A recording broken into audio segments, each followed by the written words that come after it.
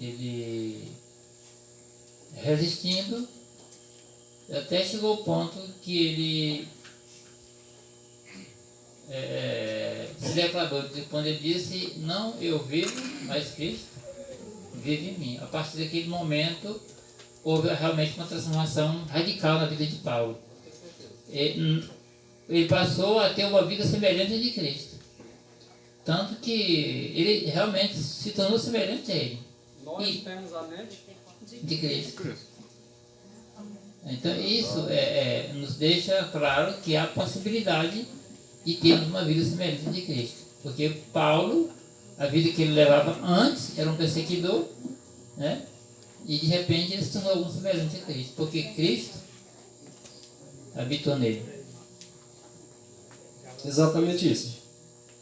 Se Cristo, com a sua mente, nós agora alcançamos a estatura da mente de Cristo, nesse caso nós temos a mente não só de Cristo, mas com a mente do próprio Pai.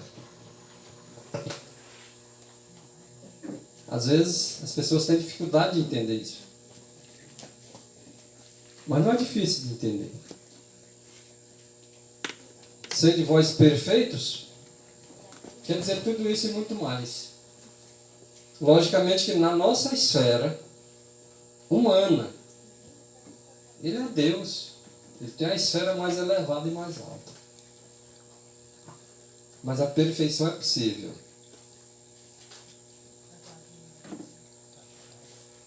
Ei, irmão. Pode falar.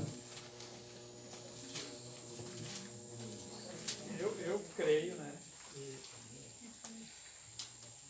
O apóstolo Paulo, ele atingiu esse grau aí de perfeição. Sim. No caráter e no propósito. Tanto é que ele mesmo declarou em Gálatas 2:20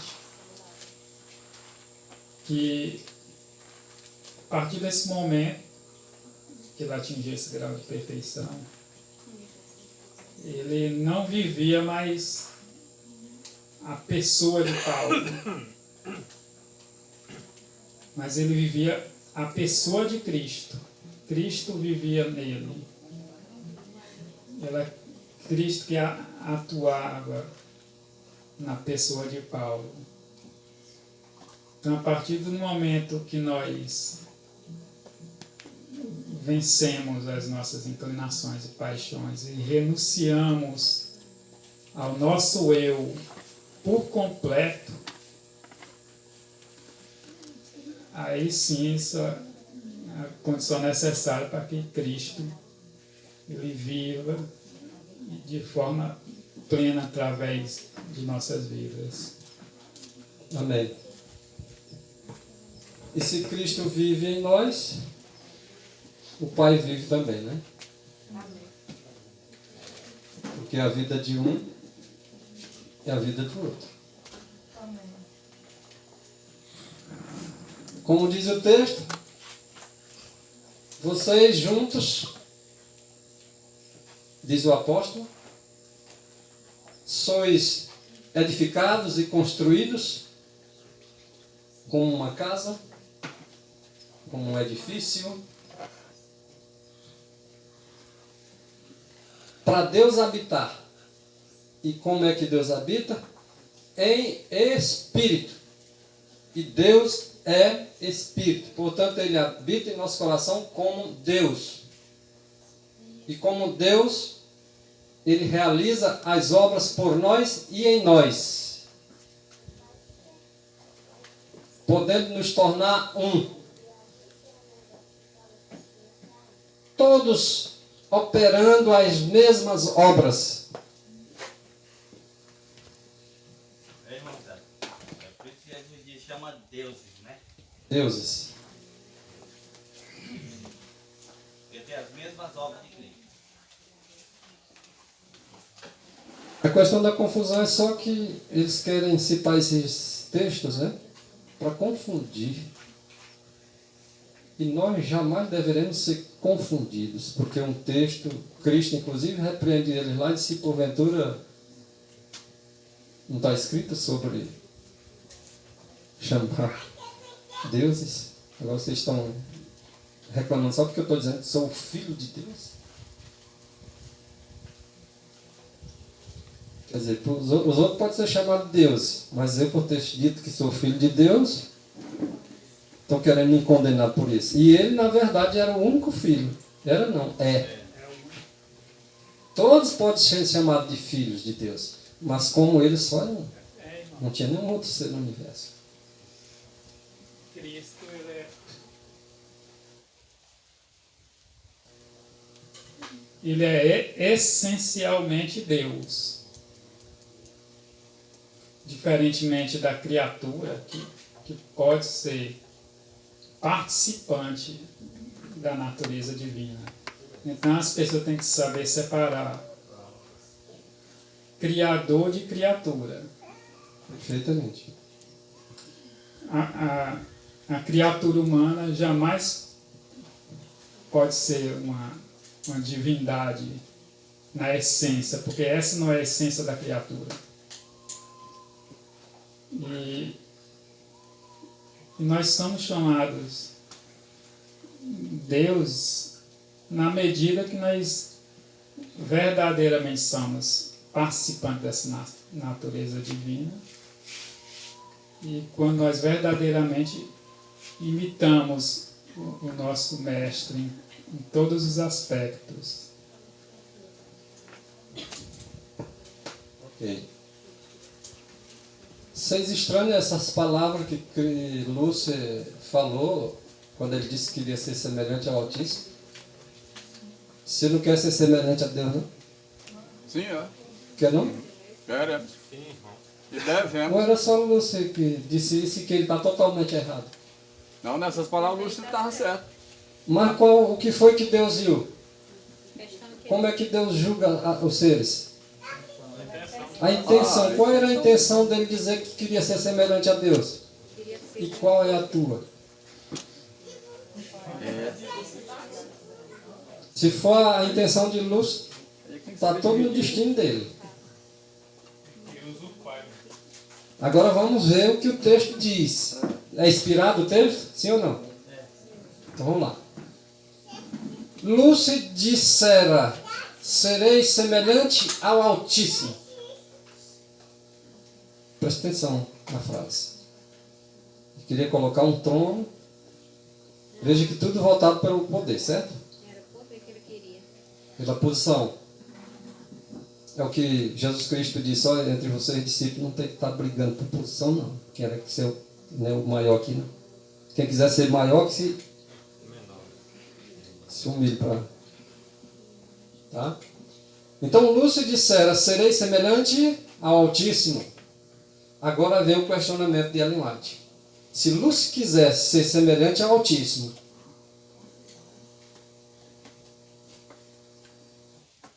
se o desejo era realmente ser semelhante ao Altíssimo, ele nunca teria perdido o lugar que ele fora designado no céu. Então o mal está em desejar ser semelhante a Deus? Não.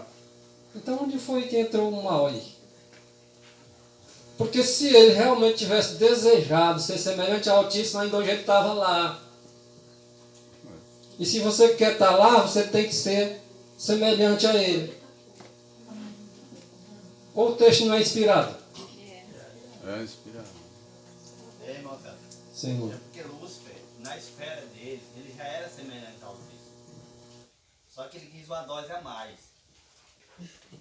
Quis uma dose a mais. Aí foi isso aí que teve um problema. Venenoso na dose. O dose foi errado. Ele já era semelhante, né? Todos que estão lá, nós somos semelhantes. Só que nós queremos ir para lá, queremos ser semelhantes, né? Só que ele já era, mas só que ele quis uma dose a mais. Ele queria tomar o Então quem quiser ser semelhante ao Altíssimo, se estou falando para alguém que quer ser semelhante ao Altíssimo de verdade, então pega agora o Espírito do Altíssimo para si e agora se abnegue no ministério.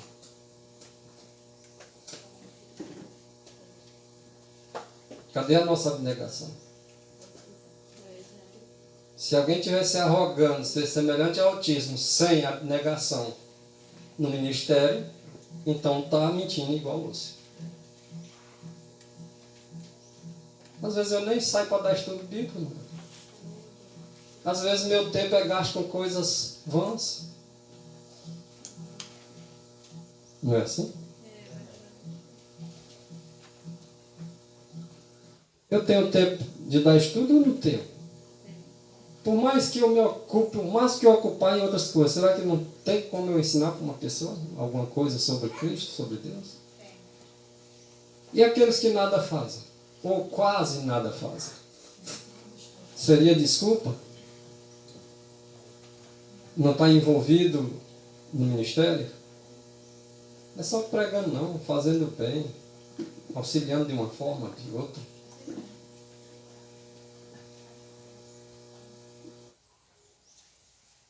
Lúcio, ele desejava o poder de Deus, irmãos. Esse era o desejo de Lúcio. Ele queria poder. Vocês sabem o que muitos homens querem hoje? O poder, não é posição. Na verdade, nós queremos saber o poder dele, né? Exatamente. Mas ele não queria o caráter, irmãos. É aqui onde está a questão. Você quer ser um com Cristo? Não adianta você dizer assim, eu quero ser parecido com Ele, eu quero ser semelhante a Ele. Mas se não tiver caráter, não adianta. Fica só nas palavras. Porque quem quer ser semelhante a Cristo tem que ter o caráter de Cristo. E isso Lúcio não queria.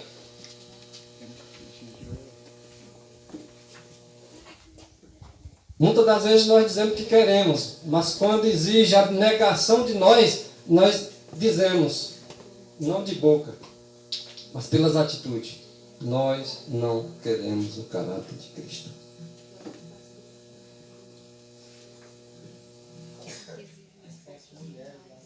Sete mulheres, exatamente. Buscava para si mesmo o mais alto lugar. Quem buscava? Os discípulos chegaram a um ponto de querer o mais alto lugar também. O irmão Maurício contou aqui a história de dois irmãos, lá que uma mãe pediu por eles. O desejo deles era o mais alto lugar. Devia estar desejando o caráter.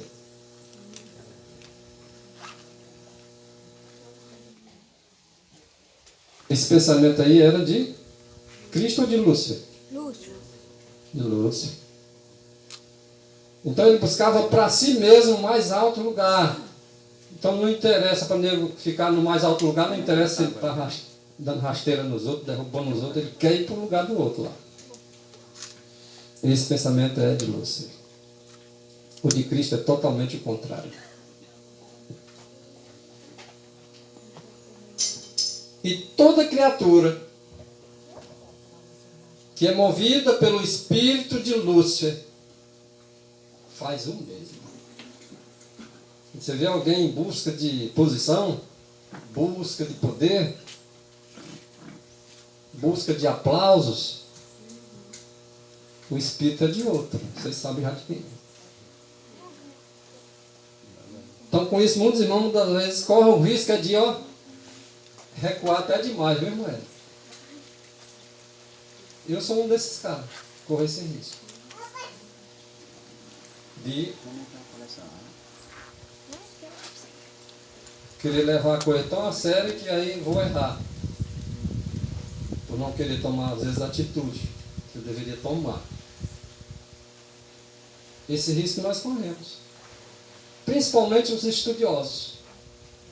Os que mais estudam são mais que estão em perigo de cair nesse ponto.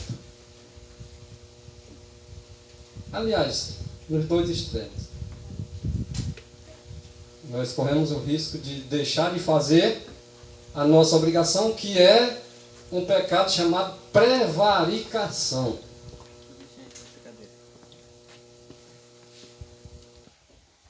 Às vezes eu posso estar prevaricando, receoso de um extremo e estou prevaricando já aqui no outro.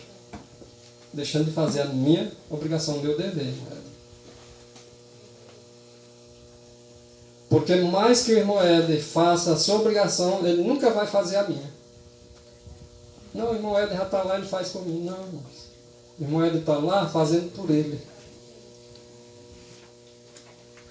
Ah, mas o irmão Éder fez dobrado.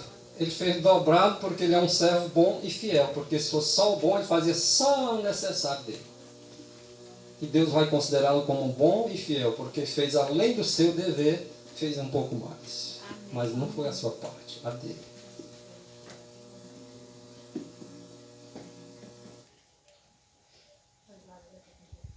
Tá certo ou tá errado, mãe?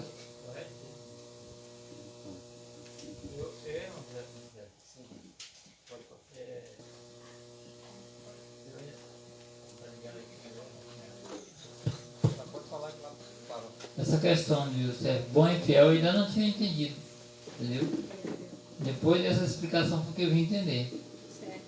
O bom tem um limite, mas o fiel ele vai mais além, né? Bom, servo bom aí, O bom ele como só com o dever. Mas o fiel vai além. além do dever. Em prol do seu Senhor. Em prol do seu Senhor, exatamente. Quer dizer, isso é bom ficar claro para que a gente faça a nossa parte com muito mais além, Se né? tiver aqui eu e o irmão Éder servindo a algum patrão aqui que deu um serviço para mim e para ele, e eu só com a minha obrigação, eu sou um bom funcionário do patrão, pode ter certeza disso. Mas se o irmão Éder cumprir com o dever dele e fazer mais algo do que eu, no sentido de favorecer a situação do patrão, o irmão Éder vai ser chamado de babão. Mas o patrão vai gostar mais dele porque muitas coisas ele faz sem nem o patrão mandar. É fiel. Esse é bom e fiel. Eu também, irmão Éder. E nós devemos ser. Vocês lembram a questão do dízimo? A quarta parte, vocês lembram? Todo o povo de Deus, Israel, cumpria com essa parte, quarta parte. Lembra que era um dever deles? Uma exigência? Ok. Vocês lembram que uma minoriazinha conscienciosamente devolvia a terça parte? Vocês lembram disso? Mas lá não disse que era exigência. Parte era exigência. A quarta parte era exigência, e se todos cumprissem a quarta parte, estava sendo um bom servo, porque estava cumprindo o seu dever, as exigências do patrão. Mas a terça parte já A estava... terça parte ele já fez além do que era exigido, porque ele sabia que a obra necessitava e que Deus certamente não iria reprovar a atitude dele. Era bom e fiel servo. Quando o Senhor vai dizer assim, entra no gozo do teu Senhor, como é que ele diz? Servo bom e fiel.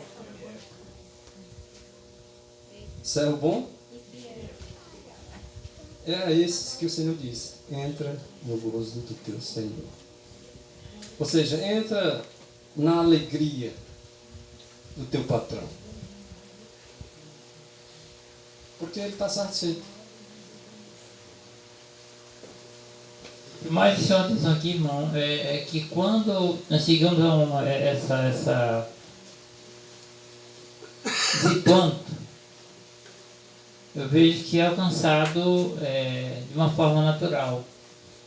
Quando Jesus disse que vinde a mim todos que estáis cansados.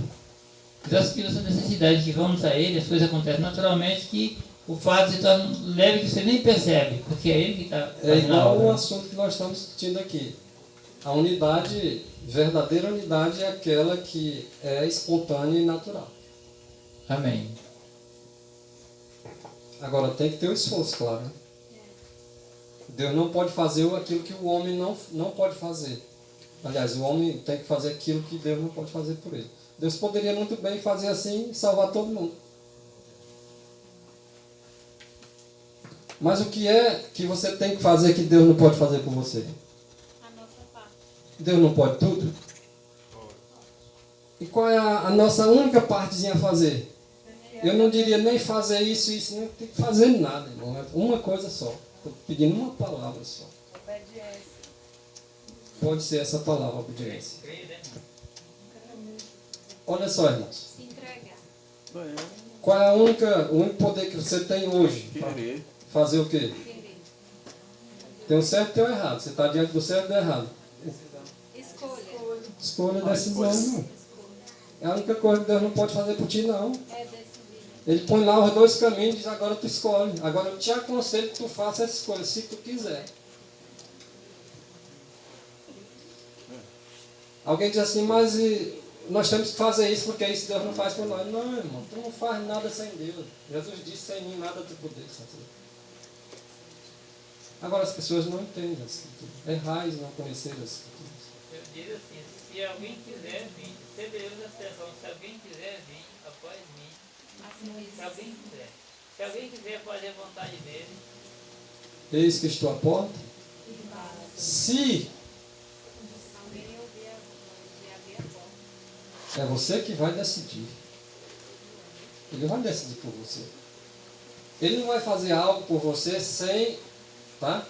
Que você queira. Ele diz, se. Agora ele diz assim, entrega o teu caminho ao Senhor, confia nele e quem é que faz? Porque a escolha você fez, irmão. Você fez a escolha. Mas as realizações é dele. Eu posso fazer planos, mas realizações não cabem a nós.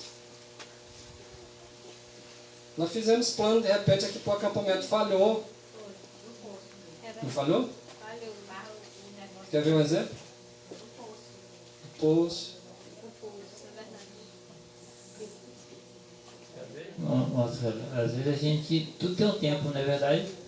Tem que deixar Às Deus vezes guiar. escolhemos o tempo, Às vezes nós achamos que o tempo é o nosso, né? houve tempo, mas como nós agimos há muito tempo do tempo, você diz, pois não, esse não é o tempo. E de repente o Senhor permitiu que acontecesse exatamente do jeito que aconteceu. Isso, Para nós sair experimentado, exatamente. provado e aprovado. Amém, Senhor. Não ficar lamentando, não, deu errado. Deu. Agora hoje vocês já viram uma coisa que deu errado aqui. Eu até falei ali para os irmãos, vai repetir em voz alta. É necessário. É necessário. Todas as coisas contribuem para o bem daqueles que amam Deus e são chamados segundo o seu propósito. Romanos 8, 28, né? Eu creio assim. Dai graças em tudo. Não, deu errado, eu estou zangado, não vou nem dar graças não. Tem Dá graças. graça. Não é graça, é sentado andando. É. Olha isso, irmãos. Meditação matinal, cuidado de Deus, página 165. Os que entregaram a Deus seu pensamento neste mundo. Essa decisão é sua. Essa decisão é minha. É nossa. Entregar pensamento a Deus é nossa. Ou seja, é escolher, mais uma vez, tá? Eu escolhi seguir o Senhor. Eu escolhi entregar meu caminho ao Senhor. Eu escolhi confiar no meu Senhor. E agora Ele faz o resto. É uma promessa que Ele faz para aqueles que entregam a sua mente para Ele. Os que entregaram a Deus seu pensamento, tá? Os que entregaram a Deus seu pensamento neste mundo, o qual nós ainda vivemos aqui, serviram-no com o coração e o intelecto.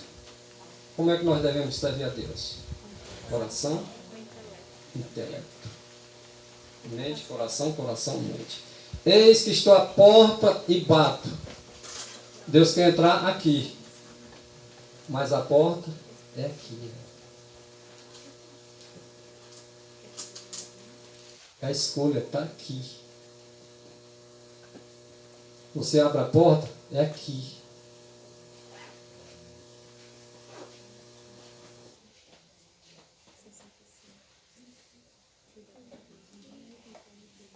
Servirão de coração, com coração e com o intelecto. Alguns dizem assim, Deus só quer o coração.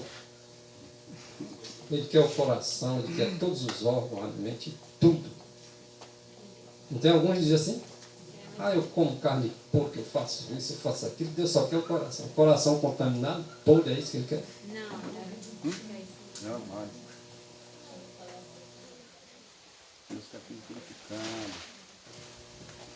E agora, pode ele escrever seu nome em sua fronte. É sério, né? Porque ele já escreveu, e nós sabíamos disso, que ele não vai colocar o seu selo nem na fronte de uma mulher, nem de um homem no lado impuro, mente contaminada, tá? Ninguém que tenha uma mancha, qualquer que seja o resquício do pecado, nada. E agora, de acordo com o que vocês estão vendo, se nós não entregar o pensamento para Cristo, se o pensamento está impuro, as palavras vão ser que jeito? E as ações vão ser que jeito? Então conserta o pensamento que vai ser consertado. Tua fala vai ser consertada, tuas ações. E agora você pode receber o selo do Deus vivo, que será colocado somente naqueles que tiverem vencido todos os males.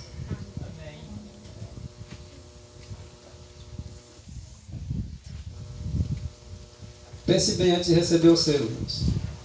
O que Deus quer? O Espírito Santo, você já tinha visto esse texto, tá?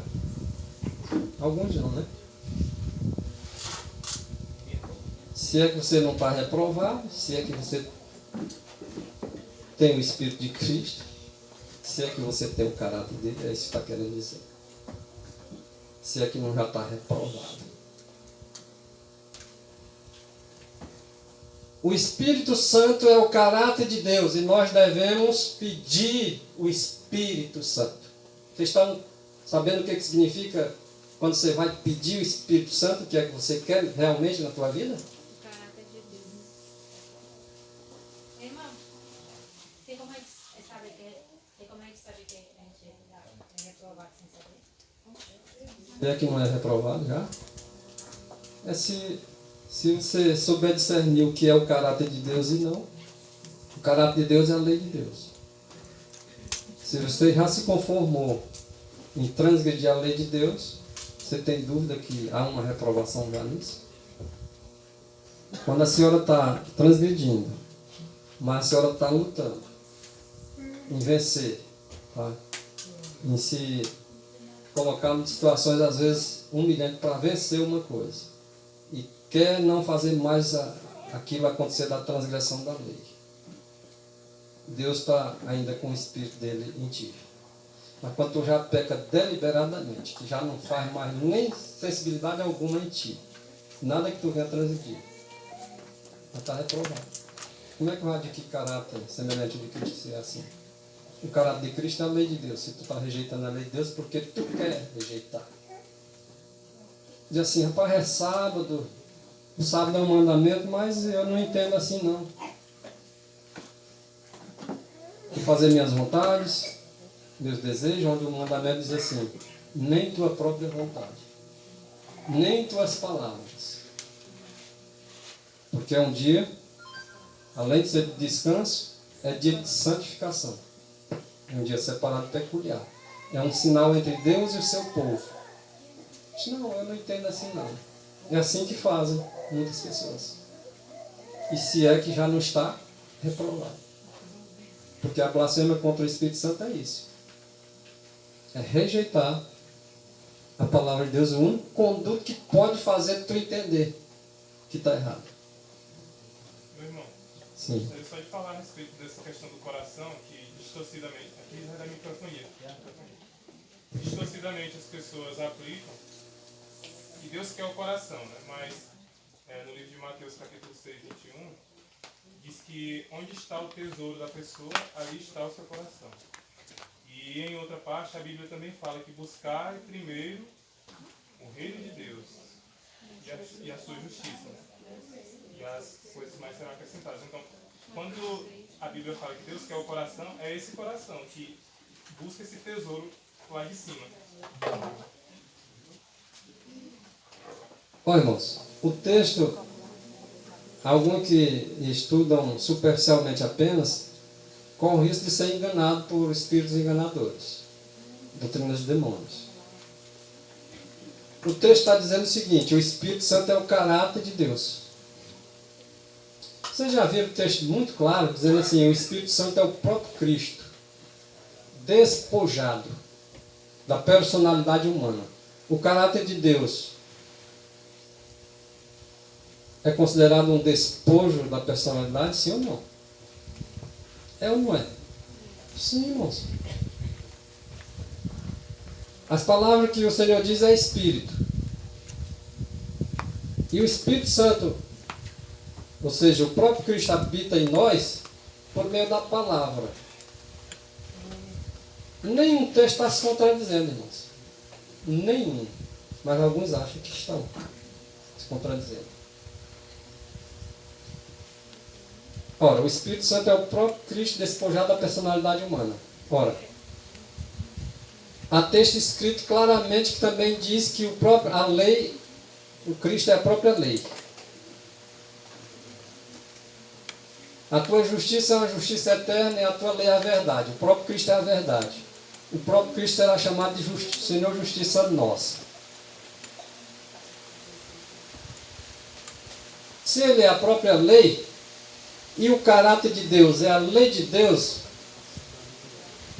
não tem como bater contra esses textos de forma alguma, porque está tudo engrenadinho de tal forma que não tem como correr.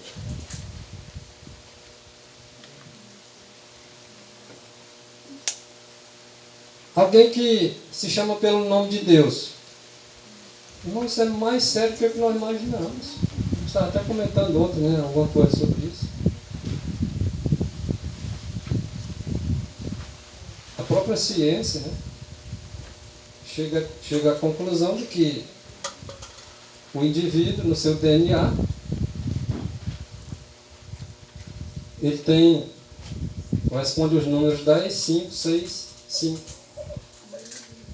Os números correspondidos às letras, exatamente que dá as 4 letras lá do tetragrama. Então você tem gravado o nome de Deus na sua vida. E se você tem gravado o nome de Deus na tua vida, tu vai corresponder.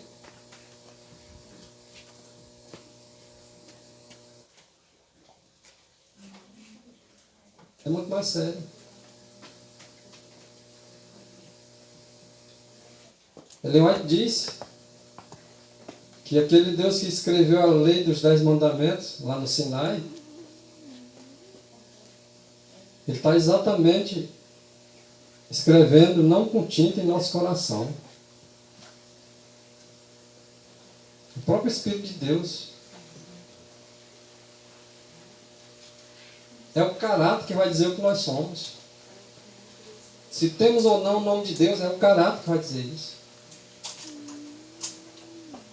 Quando a pessoa é má caráter, nós vamos saber logo em breve quem é que é má caráter. Mas os de bom caráter vamos saber também em breve.